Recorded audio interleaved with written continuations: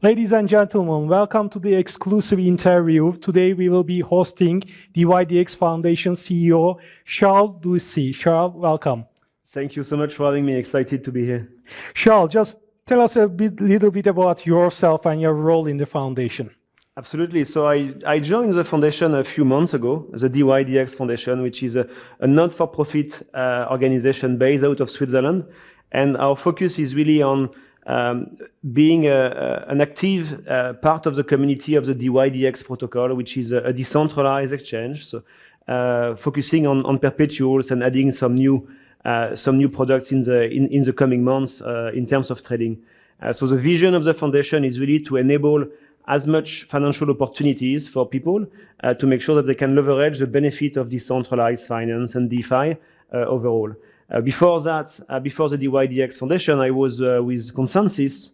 So I was head of Asia, based out of Hong Kong, as well as global head of business development. So I've been very familiar with the space in general, building infrastructure, helping the central banks to build central bank digital currencies, working with some DeFi projects, and helping the overall Ethereum ecosystem growing and getting from strength to strength. You have the chance to see different sides of the table, Charles. So regarding the latest developments in the crypto industry, as we are doing this interview just right after the FTX and Alameda research incident, what's your take with this, all the things going around? It's essentially what we are all building now is a new version of the internet. Some people are calling it Web3. And what Web3 means, it's like an upgrade of the internet stack of technologies. So the same way from time to time you will upgrade your phone and you will receive a notification and there will be a little bit of a process, a few more minutes to get the latest software on your phone and get more functionalities. The internet is going through this kind of process, upgrading to Web3. Web3 means it's essentially an internet which is much more peer-to-peer based, much more transparent, and essentially leveraging the benefit of the blockchain technologies in general. So when we see some boom and bust like this, we just need to remind ourselves in the early days of the internet back in the 90s, there was also like a big boom of growth, and then there was some kind of realization that some of these things were not working properly, and then people keep building and eventually bringing the internet we use every day today.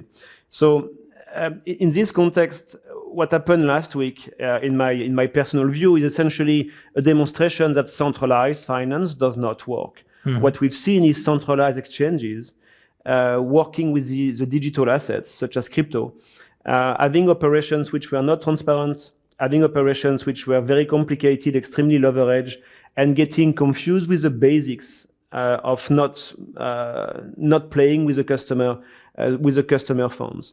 So the short I would say tagline for me over the past week is CeFi has failed and DeFi has won. Mm-hmm. Decentralized finance is by default transparent. You can always check how your decentralized exchange is working. You can check all the funds availability. So it's an extremely painful moment for all of us in the industry, but it's also, I would say, a testament that DeFi is a public infrastructure. DeFi and blockchain is a public good that we need to keep building upon because it's needed everywhere.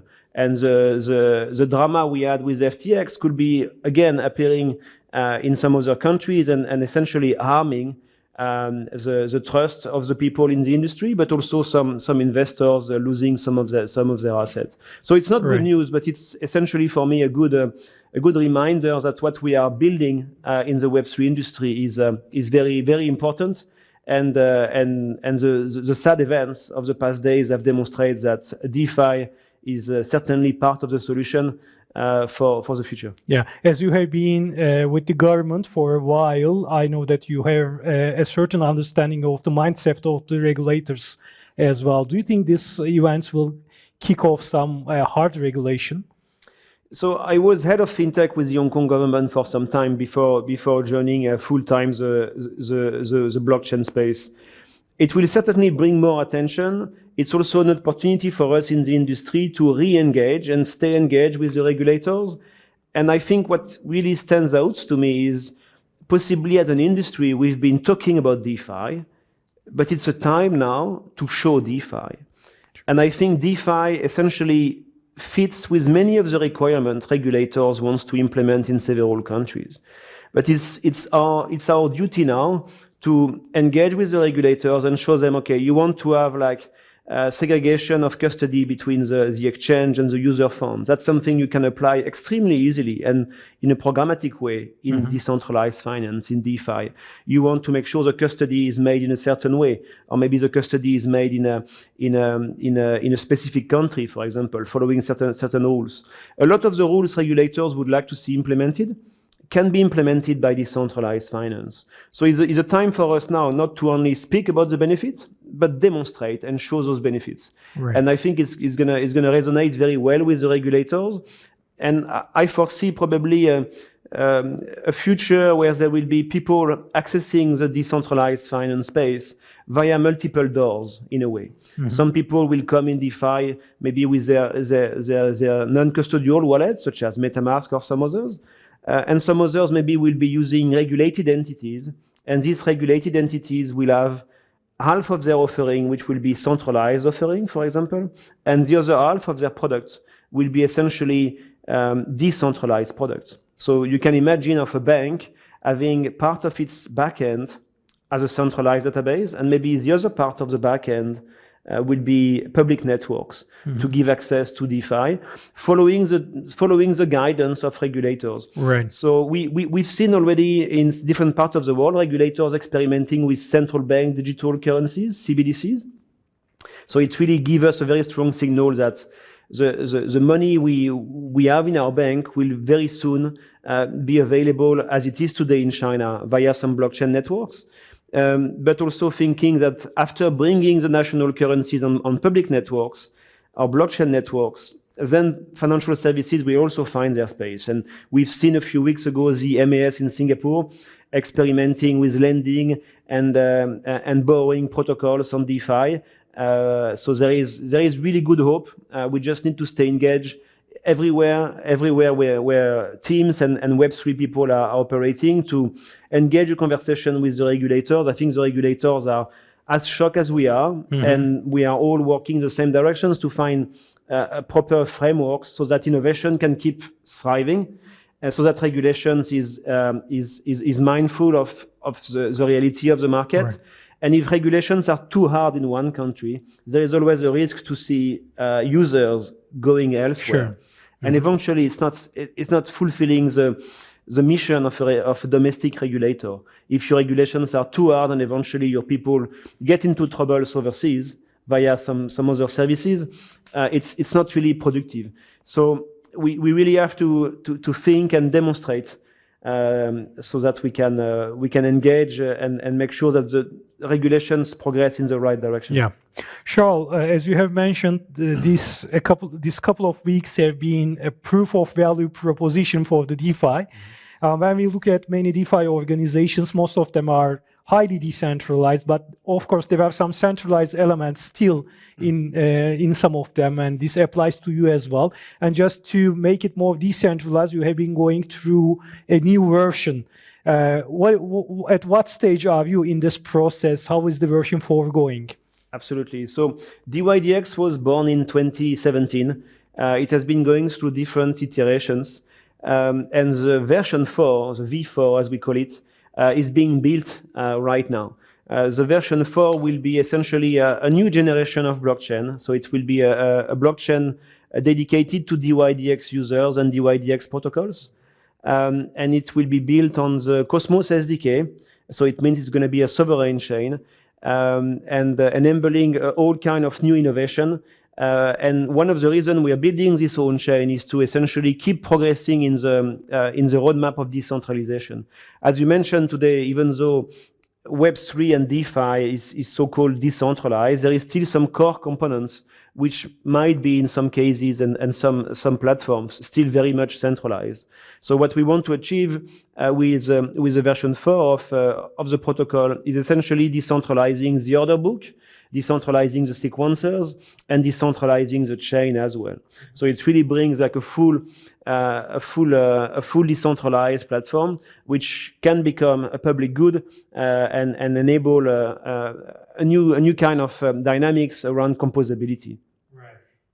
As much as I know, you are aiming to launch the new version by the end of this year. Is it still the same calendar? So the development is progressing extremely well. Right. We have today some private testnet, but we are progressing at the pace which is making sure everything is on track. So there is different milestones which will be coming to the public in the coming months. So we will have a public testnet. We will have later a mainnet. So things are progressing very well today, but we are very cautious as we are building a public good in our opinion.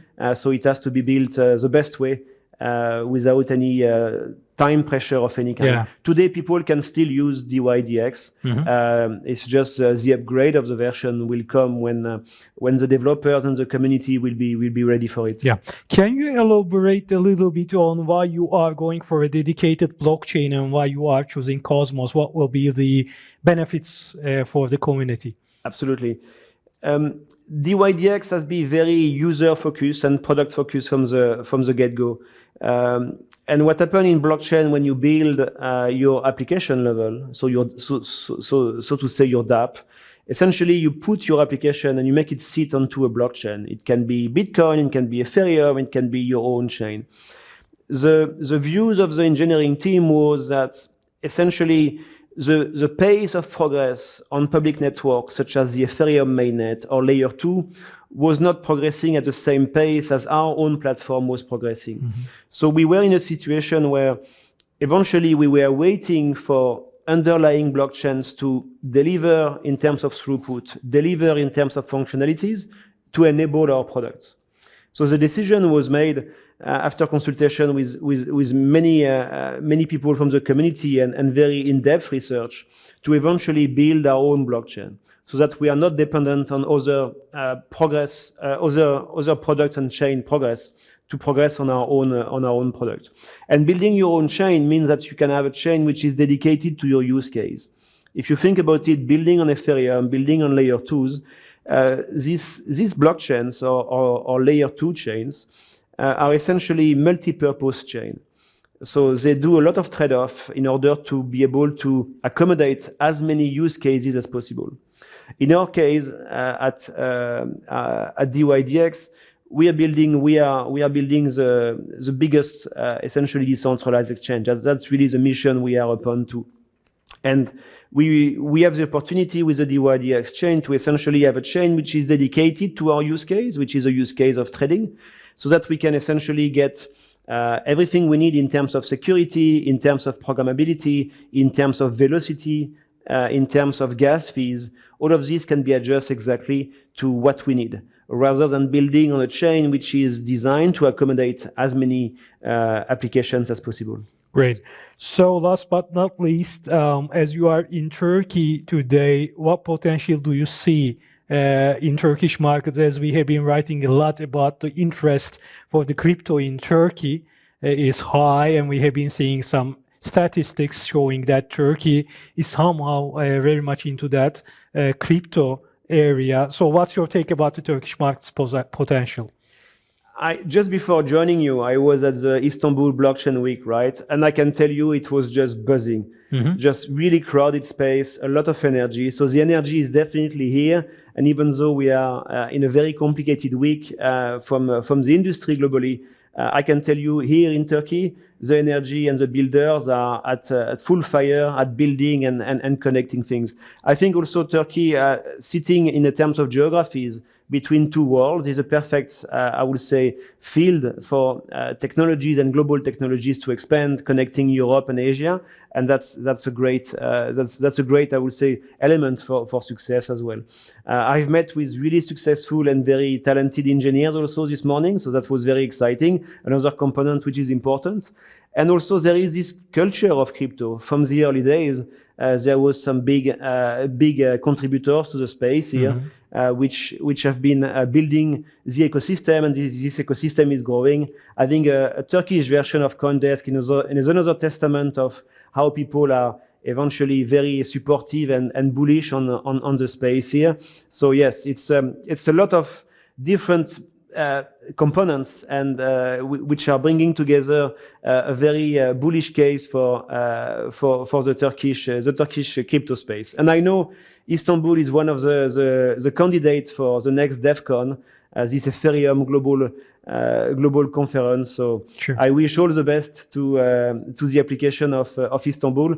I can say, and I'm here this week. It's a very vibrant space, and it will be a lot of fun for everyone from the Ethereum community to join here. Charles, thank you very much for being with us today and sharing your insights. Really appreciate. Thank you for having me.